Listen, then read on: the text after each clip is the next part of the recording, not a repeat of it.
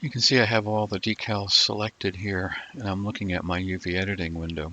So if I wanted to migrate the UV mapping, which is currently highlighted here, down to the next decal set, I would simply grab what's available and then do a G to move, and then a Y if we're in the Y direction, and then I would just drag it down until it aligned with the next decal properly, and then select that. And at this point in time, it's UV mapped. As you can see, it's now showing over here that it's on the 178 setting.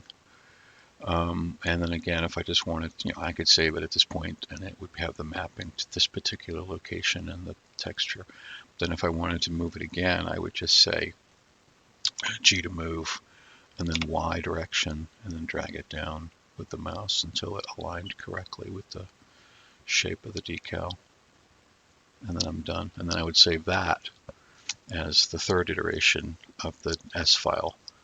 So that's pretty much how easy it is to migrate using this method, which is why I really like it, and I'm glad that I've been shown this method, so much appreciated.